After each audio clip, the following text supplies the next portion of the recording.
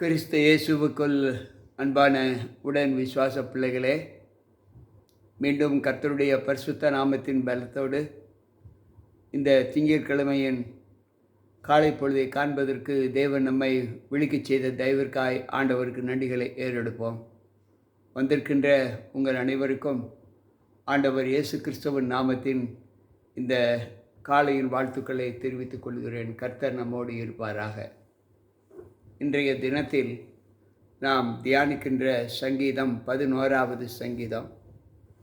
இந்த சங்கீதத்தை தாவீது இப்படி துவக்குகிறார்: நான் கர்த்தரை நம்பியிருக்கிறேன்.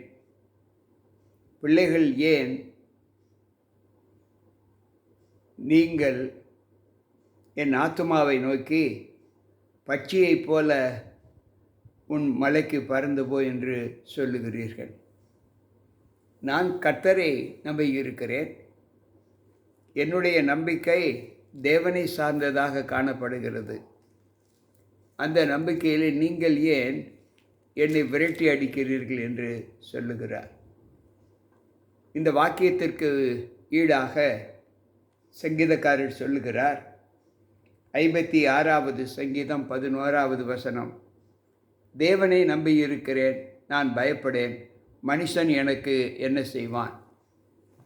நான் கர்த்தரை நம்பியிருக்கிற நான் மனிதனுக்கு பயப்பட மாட்டேன்.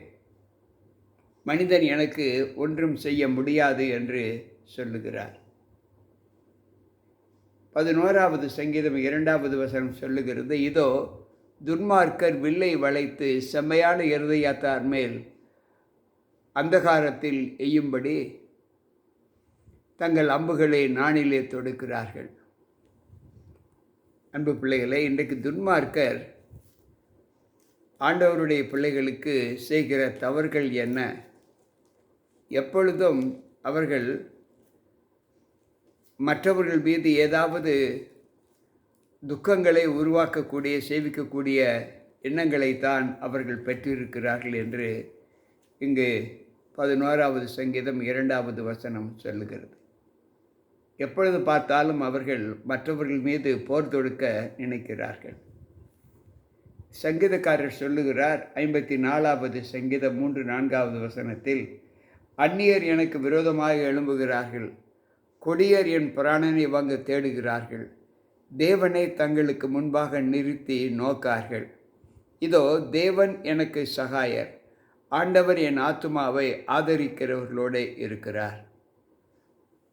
அவர்கள் எவ்வளவுதான் எனக்கு தீங்கு செய்ய நினைத்தாலும் என் நம்பிக்கை கர்த்தரை பற்றியதாக காணப்படுவதால் அவர்கள் தீங்கு ஒன்றும் என் மேல் ஒவ்வாது, என்னை பலவீனப்படுத்தாது என்று சொல்லுகிறார்.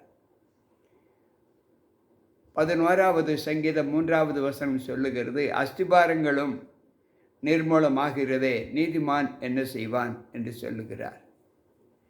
துன்மார்க்கருடைய செயல்களிலே அங்கு அஸ்திபாரங்கள் எல்லாம் நிர்மூலமாகிறது என்று சொல்லுகிறார். இதில் நீதிமான் என்ன செய்ய முடியும் என்று அங்கு தாவீது சொல்லுகிறார்.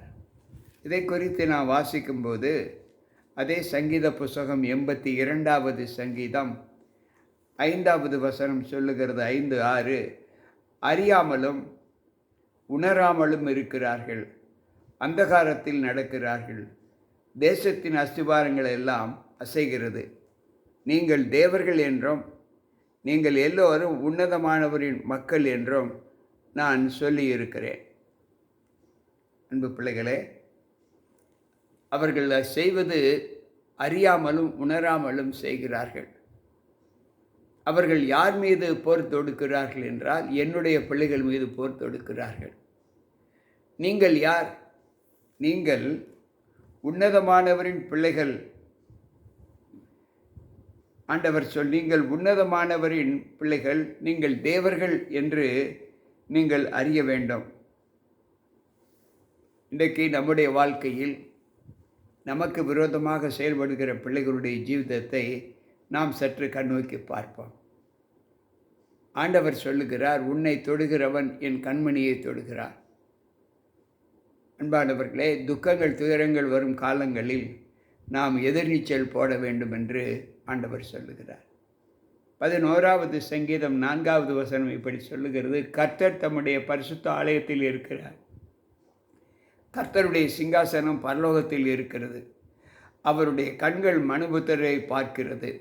அவருடைய இமைகள் அவர்களை சோதித்தருகிறது. கர்த்தருடைய வாசஸ்தலம் பரலோகத்தில் இருக்கிறது. கர்த்தருடைய சிங்காசனம் பரலோகத்தில் இருக்கிறது. அவர் மனுபுத்திரரை நோக்கி பார்க்கிறார். அவருடைய கண்கள் மனுபுத்திரர் மீது நோக்கமாய் இருக்கிறது என்று சொல்லுகிறார். இன்றைக்கு நம்முடைய வாழ்க்கையில் நாம் தேவனோடு இசைந்திருக்கிற ஒரு அனுபவத்தை எப்படியெல்லாம் காண்பிக்க முடியும் என்பதை சற்று யோசித்து பார்ப்போம். எனக்கு பிரியமான தேவ பிள்ளைகளே, 35வது சங்கீதம் 18வது வசனம் சொல்லுவதை நாம் தியானித்தால் அங்கு ஆண்டவர் சொல்லுவது என்ன? 35வது சங்கீதம் 18வது வசனம். அவர் சொல்லுகிறார்: மகா சபையிலே உம்மை துதிப்பேன், திரளான ஜனங்களுக்குள்ளே உம்மை புகழுவேன்.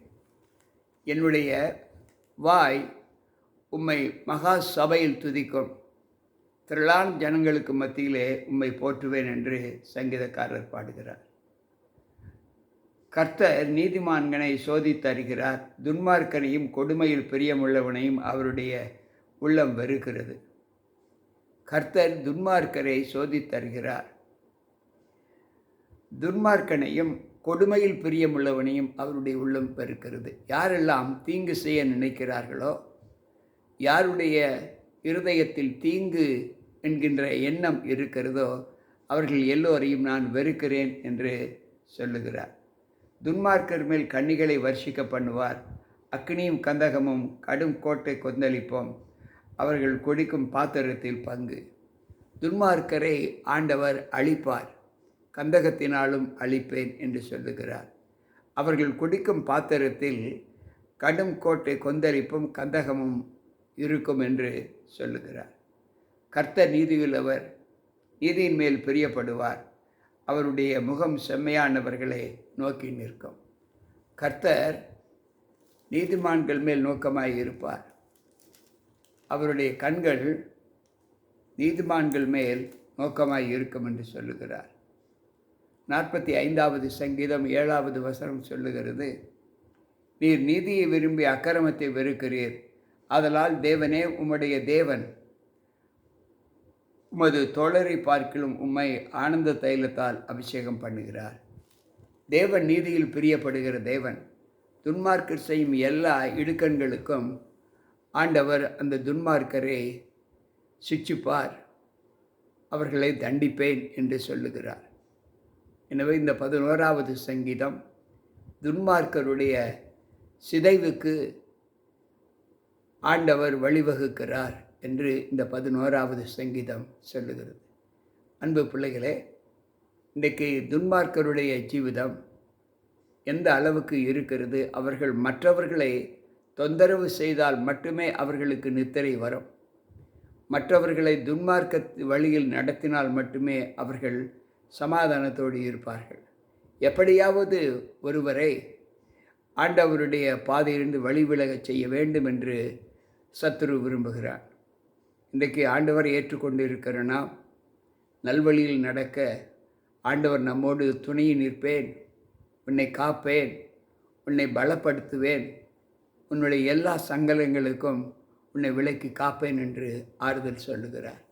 இந்த காலை வேளையில் எனக்கு பிரியமான தேவ பிள்ளைகளே, இந்த வார்த்தைகளை கேட்டுக்கொண்டிருக்கிற நம் அனைவரோடும் தேவ கிருபை எவ்வளவாய் தங்கும். எனவே துன்மார்க்கத்தை குறித்து நாம் பயப்பட வேண்டாம். ஏனென்றால் நீதியுள்ள தேவன் நம்மோடு இருக்கிறார், நமது பக்கத்தில் இருக்கிறார். இந்த வார்த்தைகளை கொண்டு இந்த நாளின் ஜீவிதத்திலே நாம் ஆண்டவருக்குள் பலப்பட்டு கர்த்தத்துவத்தில் மென்மேலும் உயர நாம் நன்மை மாத்திரம் செய்வோம். தீமைக்கு நம்மை விலக்கி காப்போம். எந்த துன்மார்க்கத்திற்கும் நாம் பயப்பட வேண்டாம். ஏனென்றால் நம்மை காக்கிற தேவன் உறங்குவதுமில்லை, தூங்குவதுமில்லை என்று சொல்லுகிறார். நீதிமான்களோடு நம்முடைய வாசஸ்தலம் இருக்கும் என்று சொல்லுகிறார். துன்மார்க்கருடைய வீட்டிலே தீமை குடியிருக்கும் என்று சொல்லுகிறார். எனவே இந்த காலை வேளையில் நாம் சத்துருவை குறித்து, சத்துருடைய செயல்களை குறித்து பயப்படாமல் அவனுக்கு எதிர்த்து நிற்கிற ஒரு பலனை பெற்று கர்த்தத்துவத்தில் நாம் நன்மை செய்கிறவர்களாக விளங்குவோம். கர்த்தர் நம்மோடு இருப்பாராக. ஜெபிப்போம். அன்புள்ள ஆண்டவரே, உம்முடைய வார்த்தைகளை கேட்ட எங்கள் ஒவ்வொருவருக்குள்ளும் நீதியின் பாதையில் நாங்கள் நடக்க வேண்டும் என்று நீர் எங்களுக்கு கற்றுக் கொடுத்திருக்கிறீர். இந்த காலையின் வெளிச்சத்திலே நாங்கள் நன்மையானவைகளை பார்த்து, நன்மையானவைகளை கேட்டு, நன்மையானவைகளை பேசி, நன்மையானவைகளை செய்ய எங்கள் ஒவ்வொருவருக்கும் பலத்தை தாரும். எந்த நிலையிலும் துன்மார்க்கருடைய செயல்கள் எங்களுடைய பார்வைக்கு வராதபடி, அவருடைய இக்கட்டுகளுக்கு நாங்கள் விழுந்து விடாதபடி கர்த்தர் எங்களை காத்துக்கொள்ளும். கேட்டுக்கொண்டிருக்கிற ஒவ்வொரு பிள்ளைகளுக்கும் அந்த ஆசீர்வாதத்தை தந்து காத்துக்கொள்ளும். பிள்ளைகள் பயணங்களை கர்த்தர் ஆசீர்வதித்து தாரும். பிள்ளைகளுடைய கையின் பிரயாசங்களை கர்த்தர் ஆசீர்வதித்து தாரும். தொழில் செய்யக்கூடிய பிள்ளைகளோடு உம்முடைய கிருபை இருக்கட்டும். இந்த நாள் அவர்களுக்கு நல்ல நாளாக இருக்க என் தேவன் அவர்களை பலப்படுத்தும். மீட்பர் இயேசு கிறிஸ்துவின் நாமத்தில் ஜெபிக்கிறேன் நல்ல பிதாவே, ஆமென். அன்பு பிள்ளைகளே, கர்த்தருடைய வார்த்தைகளை கேட்ட நம்மில் நாம் நன்மை மாத்திரம் செய்வோம். கர்த்தர் நம் பக்கத்தில் இருப்பார். மீண்டும் நாளை சந்திப்போம். உங்கள் போதகர் ஜி.கே. ராபர்ட். கர்த்தர் நம் அனைவரோடு கூட இருப்பாராக. ஆமென்.